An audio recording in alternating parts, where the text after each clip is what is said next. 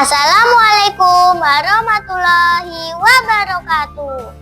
Tabi pun. Halo semuanya, salam literasi. Perkenalkan, nama saya Hana, umur saya 10 tahun. Saya bersekolah di UPTD SD Negeri 4 Margasari, Labuhan Maringgai, Lampung Timur. Kali ini saya mau mengajak teman-teman semua untuk mendalami sebuah kisah yang super menggemaskan, tapi juga penuh pesan yang mendalam. Buku yang akan kita ulas hari ini berjudul Cerita dari Bawah Laut. Buku fiksi yang indah ini ditulis sekaligus diilustrasikan sendiri oleh Kak Felicia, atau yang akrab dikenal dengan nama Pena Kak Felis. Buku ini disunting oleh Pak Setio Untoro dan diterbitkan oleh Badan Pengembangan dan Pembinaan Bahasa pada tahun 2022. Nah, buku ini masuk dalam kategori bahan bacaan untuk jenjang SD atau MI. Jadi, bahasanya sangat ringan dan visualnya ramah anak. Cerita ini berpusat pada seekor putri duyung bernama Bena. Sebagai makhluk setengah manusia, Bena itu penasaran banget dan ingin sekali berteman dengan manusia di dekat dermaga. Tapi sahabatnya yang bernama Tiki melarang keras. Kata Tiki, di dermaga itu banyak monster jaring milik manusia yang berbahaya. Benar saja, karena Bena nekat tetap berenang ke sana, Tiki yang khawatir akhirnya mengikuti Bena. Disitulah bencana datang.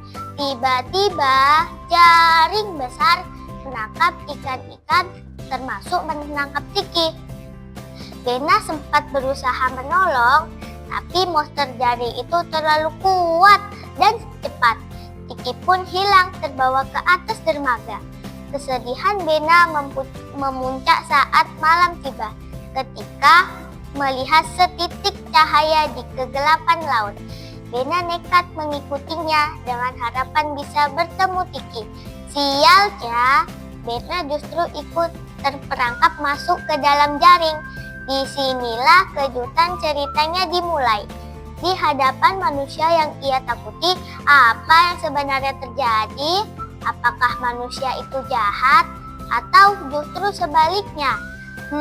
Jawabannya harus kalian temukan sendiri di dalam komik ini. Secara pribadi, saya suka banget sama buku ini. Ini dia beberapa kelebihannya.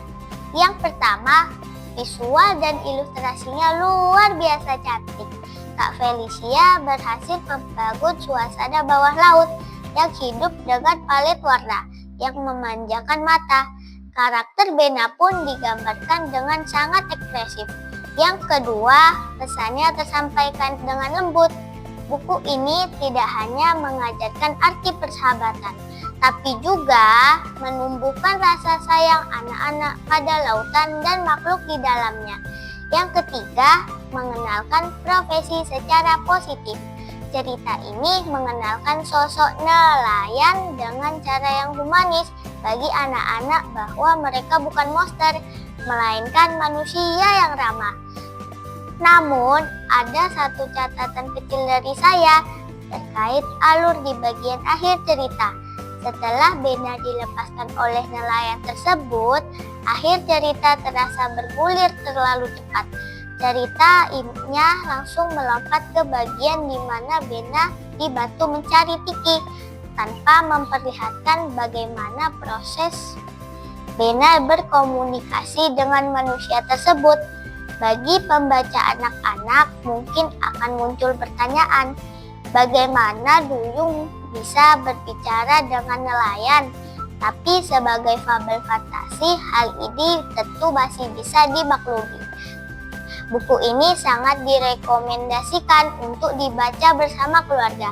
Menariknya, karena ini program resmi dari Kemendikbudristek, kalian bisa membaca buku ini secara gratis dan legal melalui situs resmi Badan Pengembangan dan Pembinaan Bahasa. Terima kasih sudah menonton ulasanku kali ini.